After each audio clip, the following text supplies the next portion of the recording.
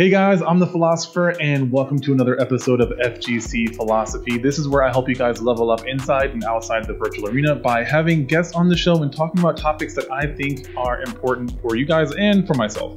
Today, I'm very happy to say that I have a guest that I've looked up to when it comes to making content. That's Gerald from Core A Gaming. He's had tons of videos that have started tons of conversations and educated the masses in the world of the FGC. So I'm glad to have him on the show to really pick his mind, and hopefully you guys can learn as well. But Gerald, welcome to the show. Thank you for joining me. Thanks for having me, Tavian. Yeah. So there's already an awesome interview by Born Free out there. For those who may not have seen that one, and I'll put a link to that one down below so you guys can check that out. But I understand you're in the world of like video editing or videography, but how did that all get started in terms of like getting from there to YouTube? If I go all the way back, I got started with video with, a long time ago, like, in the 90s, they just got video features on the digital cameras, the small ones. And, I got one of those digital cameras and I started, just making these short clips. I think it was like, you can only record a max of 30 seconds or whatever, but I just started playing around with, those cameras and making videos for my friends.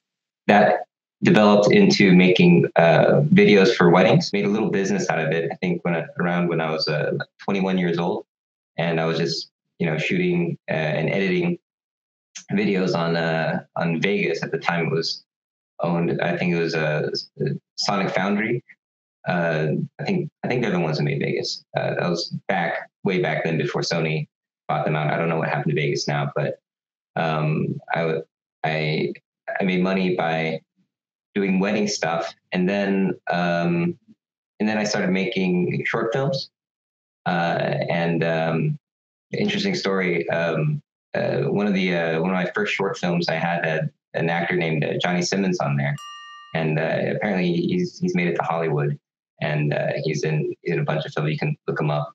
But then, like, after a while, I started getting into audio stuff. I'm a musician. I play guitar. I don't play as much as I used to, but I got into music for a while. And then the DSLR revolution came. I think it was around 2008, 2009, when Canon released their full frame camera, the 5D with video. A good video function, and if you have a full frame sensor with a good video function, you're going to get some really cool looking stuff that you can't make on cameras before that. And so I got like a Panasonic GH1, and I started making a bunch of films again. And from there, I just kept on doing filmmaking. I entered film contests. Festivals. I got a couple of awards, and then I started making money with these videos for clients. And I was freelancing for a while. Around that time, I was in Korea, and I found some friends to make videos together, and we started a business, which is now called Core A Studios. And this company basically we're like a Western, like American style company in Korea doing videos for domestic Korean clients or for clients abroad. So I started doing Core Gaming on the side, because you have a lot of downtime when you do a business like that. Sometimes you get a lot of clients, sometimes you won't. And during the times that I didn't have any clients, I just made FGC videos because that was kind of my hobby and my thing. The channel started getting traction. And then when it got big enough, I wanted to stop doing client work for the company. But I'm still like a co-founder of the company. So I still, own stake in that.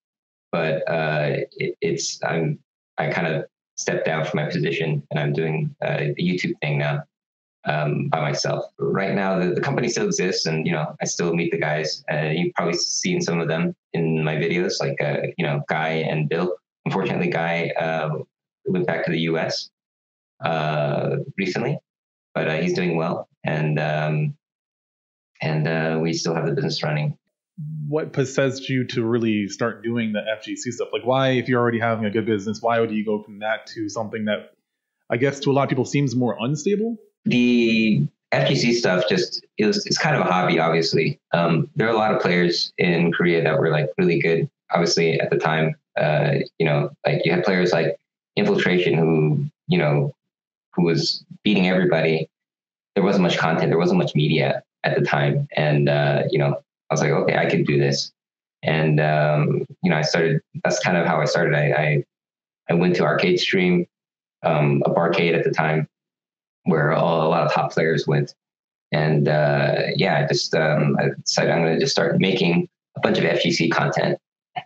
And later I started making analysis videos because I had some thoughts, and I had a lot of conversations with fighting game guys, and I was like, wow, some of these conversations we need to put into video form. So that's how kind of the analysis videos started. But yeah, I mean, it's I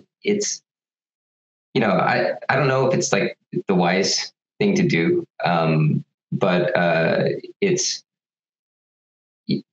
it's kind of like you want to try to build upon it, right? You want to give it a shot, and I've been giving it a shot, and it's been a lot of work.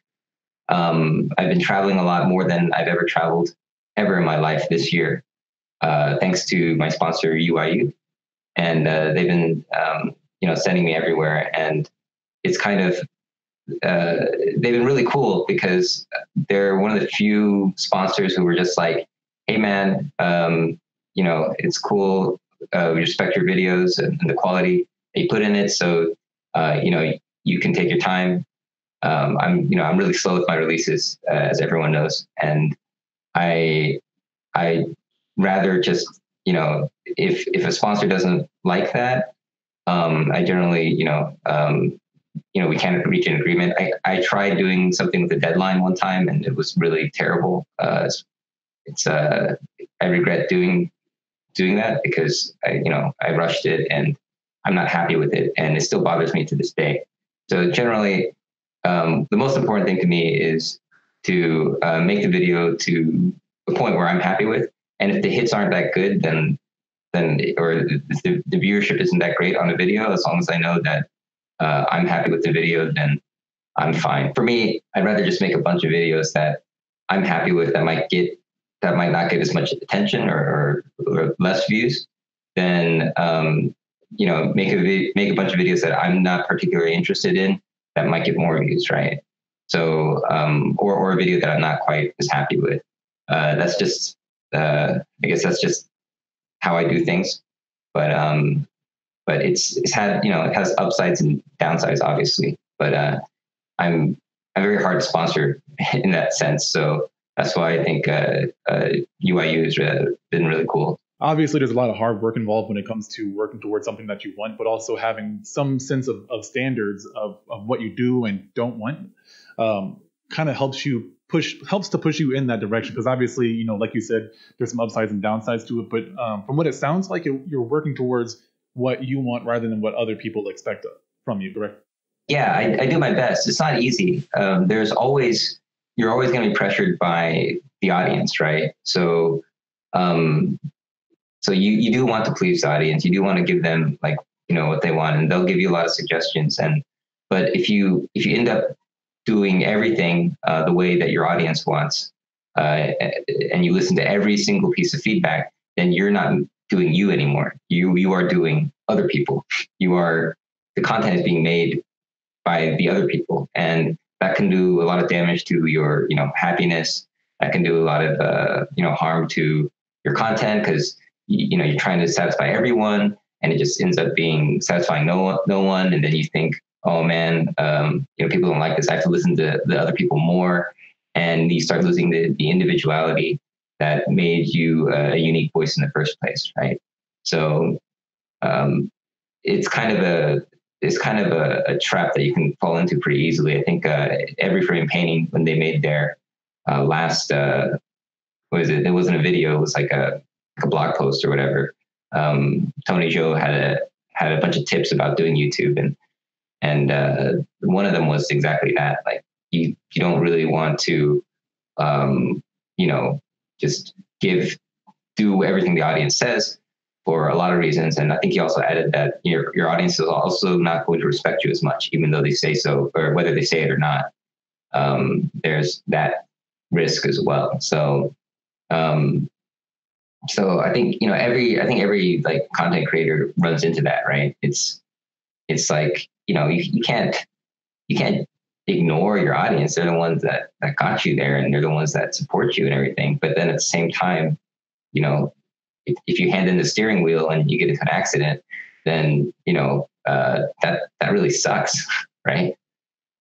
Something that I find very fascinating is that when you make a video, it's not just a video. It is education most times, but more than that, it's a conversation. You know, it's kind of an unseen question mark at the end where there's more of a conversation that happens offline in the comments on social media. And I've seen a lot of your videos. You know, I watch them when I get an update because, you know, like you said before, you update, you know, when you want to update or upload. But I see the video, and then I always have, like, you know, a bunch of friends that post it and share it with me or tag me in it. And there's like this conversation that happens from it. And I'm curious to know, like, you know, after you make the video, and I want to know more about your creation process, but, you know, after the video is made, you see this conversation happen, you know, one, how do you feel when you see that conversation happening afterwards? And then two, like, how have you seen the narrative with the conversation like shift in different directions after the videos have been uploaded? You're definitely right about, you know, how I want my videos to start conversations. It's one of my goals is to take the conversations that I have with other people, like a lot of fighting game people, you know, sometimes people really good at fighting games, and usually sometimes we'll get into this deep conversation where we just can't stop talking about it. It's like so addicting to talk about. It's so fun to talk about, and we come up with all these points, and that's when I know there's a good potential for a video topic, when there's so much to talk about and it's fun to talk about it. So sometimes it can be controversial. Sometimes it's, you know, it's more innocent, but it's something that's really important to making the content, because when people talk about stuff, when you start a conversation, it can make a difference, like you say. And like, for example, like I made a video about just throwing Hadoukens, right? Like, you know, how I forgot the name of it, like how fireballs changed the 2D fighting games or something like that. I don't even remember the names of my own videos. Yeah, it has a little spam icon on there. Yeah, the spam icon. And like, you know, I talked to people about like the fireball game, and like, it's actually a really interesting game if you think about it. And it's been played for so long, and you know, you still see it now. Like, it's esports now, but now, you know, people are still throwing fireballs and jumping over them and, you know, wrecking people. And that element is in so many fighting games, and it gets people to kind of understand why, you know, this kind of game exists in the first place. Why are people spamming fireballs? You know, I can't get around fireballs, so this game must suck. You know, a lot of people will just, you know, jump to that conclusion, but I feel that, like, you know, if some other people listen to the conversations that I've had about, you know, the fireball game, they might be more interested in trying to, you know, figuring out, you know, what the intrigue is on this little, you know, sub game in fighting games. And it's I think it's useful for a lot of people too. Just yesterday, I was playing, you know, Fantasy Strike with some of my non-fighting game friends, and it's interesting. You know, in that game, there's a real fireball game there. You know, there's projectile characters, and, you know, it's a very simple game, so people can, you know, just kind of figure it out real easily, right? But I'll just start spamming fireballs as, you know, as much as I can, and like, people really have trouble with that. They can't get around that, and I'll just, you know, I'll beat people with the fireball. I'm like, oh, you have to get around them, and then, you know, once they realize, oh, that's part of the game, then they start getting into it, right? Stuff like that. I think, you know, shifting the conversation, giving people some tools, people who already play fighting games, to kind of show to their friends who don't play, who might have questions about it. And then also there are a lot of results. People tell me all the time, like, oh, I thought fighting games were a bunch of just random mashing. But, I saw this video that you made and I was like, wow, this is actually really sophisticated, deep, and actually pretty interesting. And then some of those people will pick up a game and get into it. So I think that's probably one of the more gratifying things that I can get out of my videos whenever I hear stuff like that. One of the things that I both love and don't love about like the FGC and fighting games as a whole is that perspective is a huge part of progression in fighting games. And to that point, a lot of my friends are also fighting game players, so most of the people that watch our videos are already familiar with fighting games. But one of the things that I see a lot of times, and I'll kind of encapsulate this into the term of a limited mindset or limited thinking, where a lot of players, you hear the cookie cutter excuses like I can't get better because this character is OP, I can't get better because of this mechanic in the game, so on and so forth. And I think that your videos are one of the few that actually address being able to shift someone's perspective without really being so intrusive that you're like offending that person. You're always going to have those people that get offended when their thought process is challenged. But I think that, you found some way of being able to address these conversations and share information without just like saying, no, you're wrong, you're an idiot, you need to change the way you think. So to my point, my question is, I understand that you're familiar with making videos, but how on the other side, like it's almost like a video essay that you're creating, or it basically is a video essay. Like how did that process come to be? Like where is your writing or your speaking background come from? Is that also from video editing, or is there something else that you've learned? A lot of it comes from school. It's not a very interesting answer, but I did a TEDx talk earlier this year. And my whole topic was kind of about the audio didn't come out the way I wanted, so I didn't really share that actual video because they didn't put a lav on me or anything, and like they just got like the auditorium audio, so the audio didn't come out very well. Anyways, to summarize, a big portion of that video was just talking about how there's a lot of stuff that I learned in school that I didn't care about, and I just wanted to get a passing grade. If I got an A, that'd be good, but I didn't really care about, the art of writing or crafting arguments or anything like that until I was talking about stuff that I cared about, right? So, basically, write what you care about and you'll care about writing, right? So I started looking up literary techniques and like, what good writing is. And I started researching like how to structure stories. And also a lot of it comes from my filmmaking background. Like, basically with filmmaking, you're creating a story, right? And you convey it through, visual audio stuff. And so at one point I was so obsessed with technology that I forgot about my writing aspect. How important writing was to, creating content, right? There's kind of this people call, any video content these days. Like it's weird. Like we didn't used to call it content. We in the 90s, when the Simpsons were on, it's like, whoa, those guys, those content creators are brilliant. You content creating is like kind of this, it's kind of a newer thing, at least the way people talk about it. And I think it makes people feel that like, oh, I just make anything and that's content. But I feel that you can actually make, you can make a lot of video and audio, and you can not have any content in there. It can be completely content free, right? Just because I give you a food plate, doesn't mean that there's food on there, right? So you can have an hour-long video of stuff and have absolutely nothing in there of value, no content in there. So really, when we talk about content, the core of it is kind of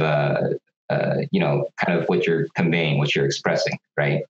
And even if you look at like reaction videos, right? The content in reaction videos are kind of the person's thoughts, right? Their opinions on stuff. As a matter of fact, you can look at like, commentary about anything. A video essay is kind of a reaction video. You're reacting to those, certain ideas and thoughts it's going to be very different from reacting to, the Kage reveal, right? But it's, it's nonetheless, the content in there is that you are you're giving your thoughts and your opinions about something. So I always valued that highly. I always feel that that's one of the most important things. I think you can have the most expensive production. You can have the best cameras. You can have the best, lighting, but it doesn't really matter if you don't have the core content, the meat, the fundamentals, the stuff, the argument. And content comes in so many different forms. So there's just like a joke, that's content. If you can make someone laugh, even doesn't have to be super meaningful or anything, but if you can just make someone laugh with something, then that's content right there. I'll call that content. So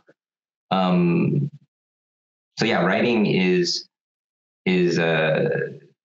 something that I've always tried to get better at, and it's the thing that takes the most time when I make videos. There's all that editing and After Effects, compositing, VFX.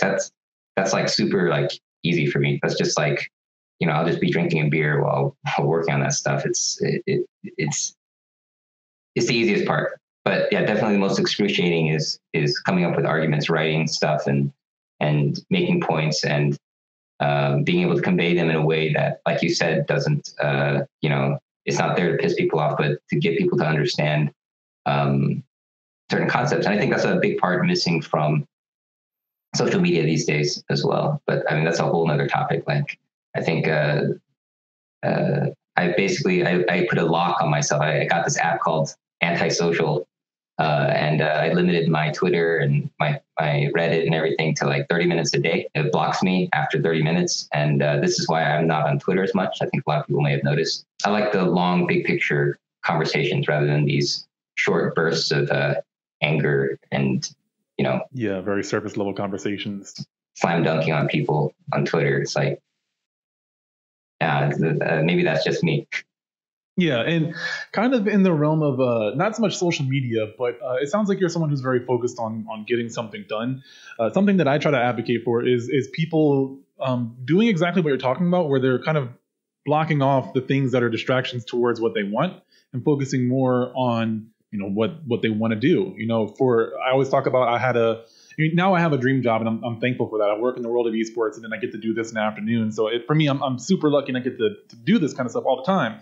But something I try to advocate is that I had jobs that I absolutely hated, but I still came home and did the podcast even though I didn't feel like it. I still had jobs and people that I didn't want to work with, and there were content that I didn't want to finish, but I still finished it. So I'm curious for you, has there ever been a time where you're like struggling to push through a lot of this content that you want to put out to people, but you still got it done? And if so, how do you push past all the distractions and negative attitudes and people that pull you away from it?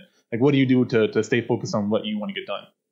Yeah, staying focused is kind of something I'm trying to figure out myself, right? I do a lot of things to try to get away. I try to, when I'm like working on a video and like writing a script for it, I'll usually just disappear to like some, coffee shop or cafe and just work on it as long as I can, as long as I can tolerate that place. And I try to diversify my locations and everything to kind of get myself away from the distractions and try to not put myself into too similar of a routine to try to get more creative juices flowing, I guess, for lack of a better term.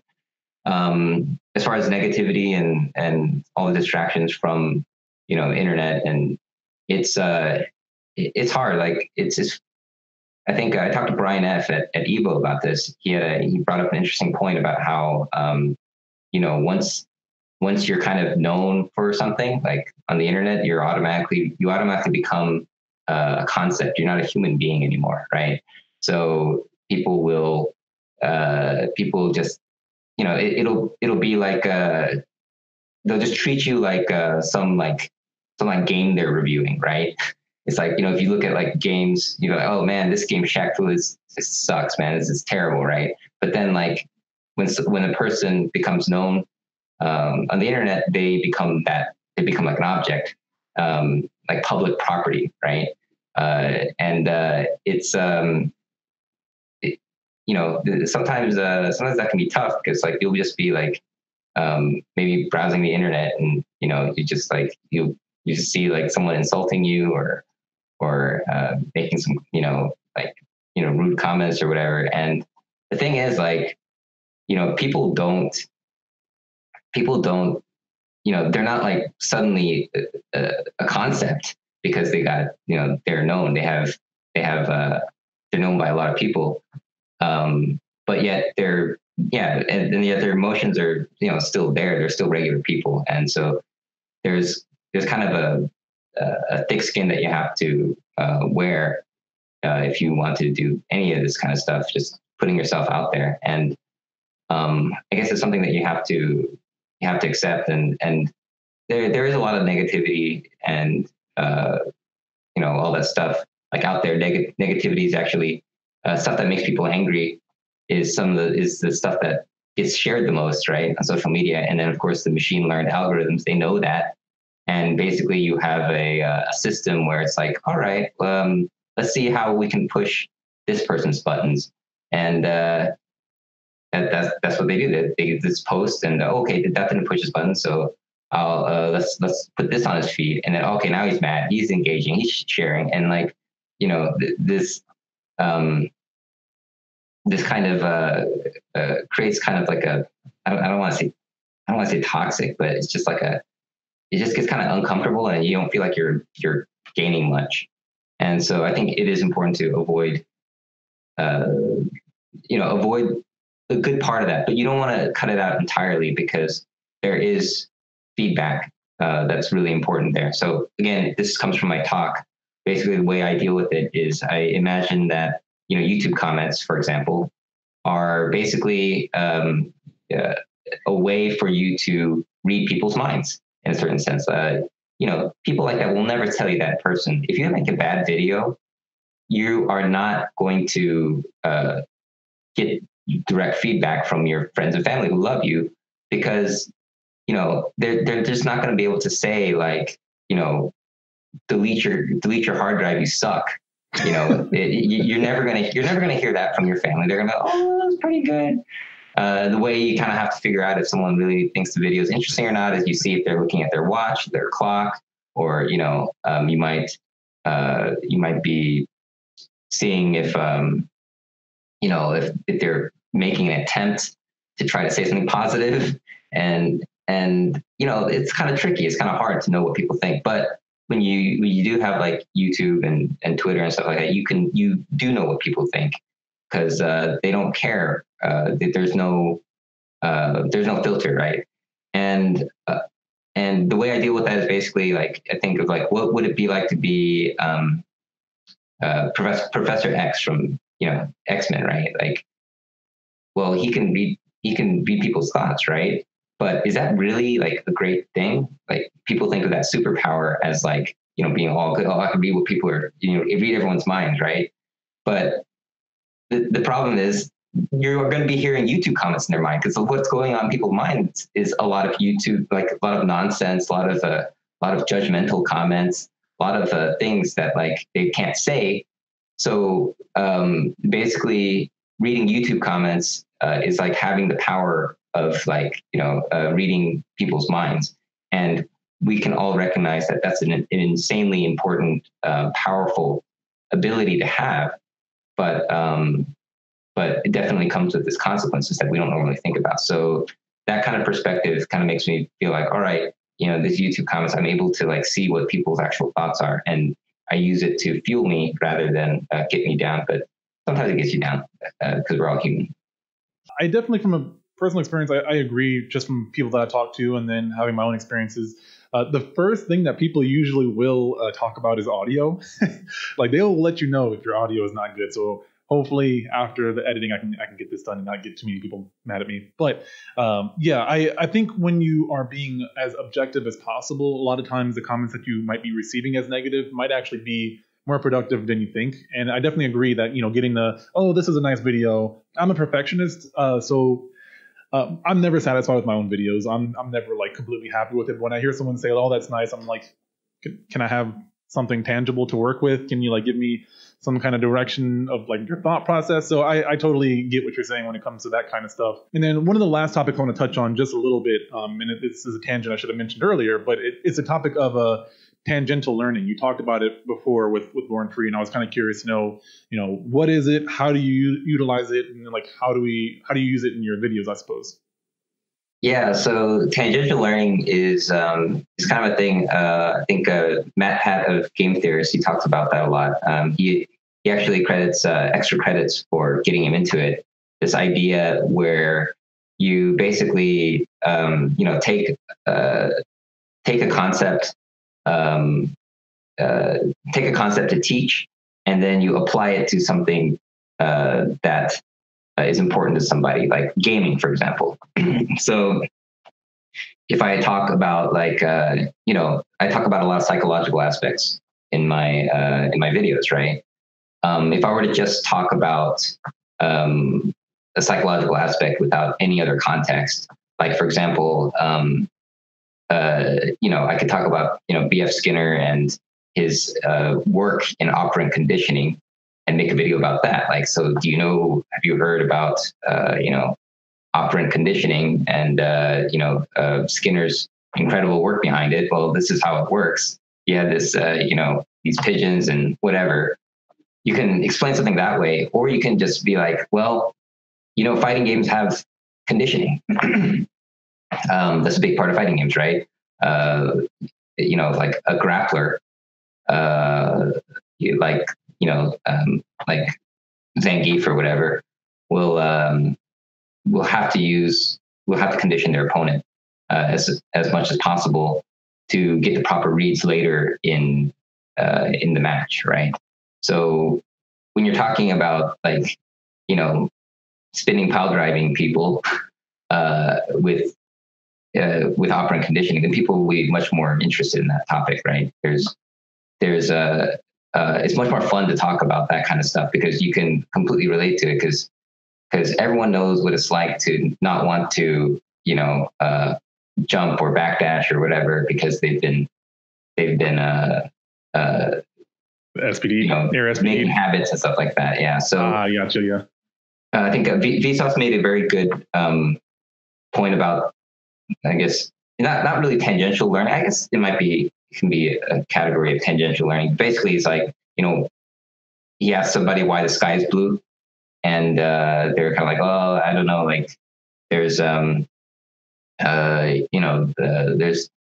there's the thing with the atmosphere, and I might have learned it in school, but I don't quite remember. But then when he poses the question, do you know why your eyes are blue, to the person, that person was way more receptive and like kind of wanted to find out. But it turns out that the reason why your eyes are blue and why the sky is blue is like the same science behind it.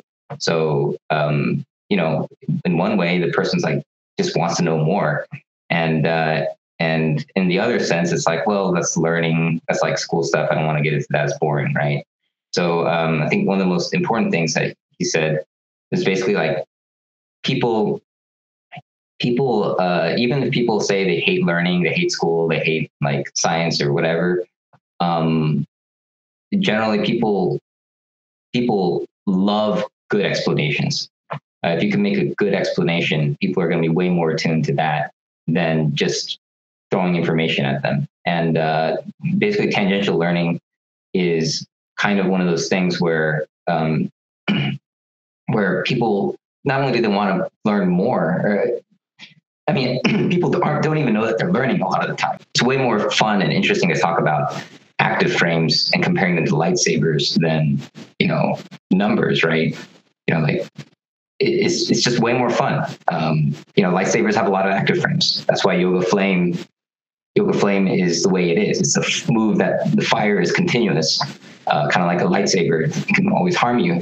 And a lot of people learn active frames that way when I explain it that way. So that's kind of the idea of tangential learning. And you named off like a lot of the YouTubers that I actually follow or have followed in the past. And I do remember Matt Pat talking about that. I love both his channels, Film Theory and Game Theory. If you guys haven't seen that, check those out. They're pretty cool.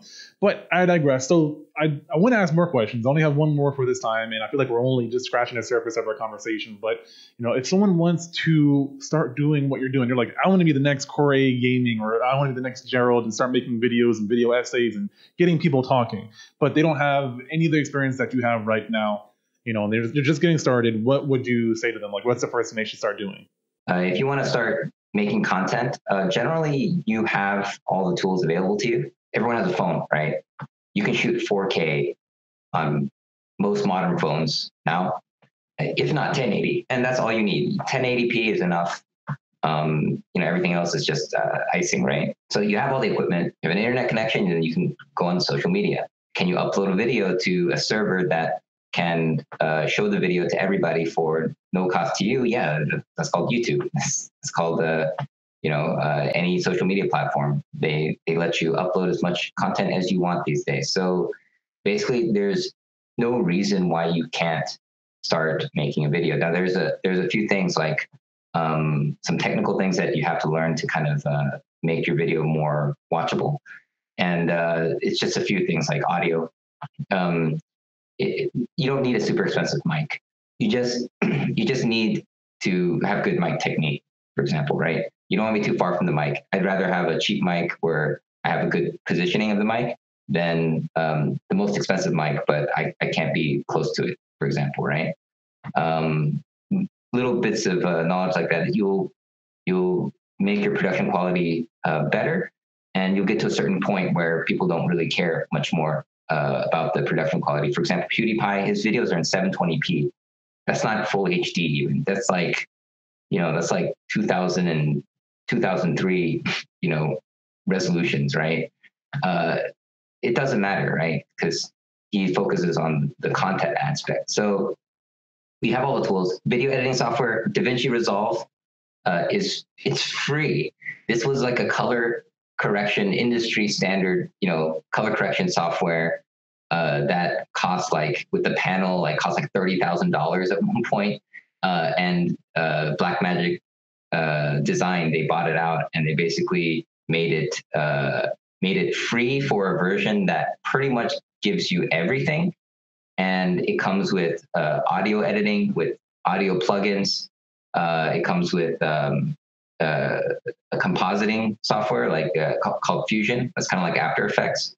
Learning curve's a little bit higher on that one. Well, I don't know. I'm biased. I'm an After Effects guy, but it's a very powerful piece of software, and that's free. So you basically just need a mic, right? And so once you get those kind of things going, you just need to build your skills up in production to make it to a certain level, and then just focus on the content.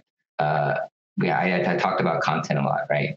But remember, you can have all the equipment and tools to make a video. Like everyone's making videos now. Just go on any social media. People can make a video anytime they want, right?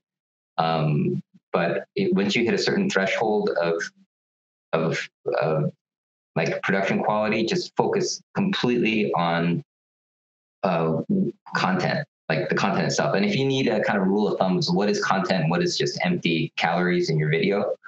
A good rule of thumb is is this something that I would watch if somebody that I didn't know made it and had 0 subscribers and 0 viewers? Is it something that I would be compelled to share with other people or talk about with other people? And you'll get a gauge. You'll be able to shine an honest light on your content. And if you can, just make sure that you have all those things in place, then I think people will notice the content. Because we're all content viewers. We all watch stuff. And if you like something and you have certain tastes and you have certain things you're interested in, somebody else out there is gonna feel the same, and you'll get an audience that way. So, like I said, my videos come from actual conversations that I've had with people that were so fun to talk about that I felt the need to present it for other people. Very well said. And I'm going to have to put a link down below to that software you're talking about. So I'll look it up for anyone who's interested, so that you guys can find it a little bit easier. Because I didn't know that. I'm a little bit offended because I use the Adobe Suite, but that's what I went to school for anyway. So I don't want to learn anything else at this point.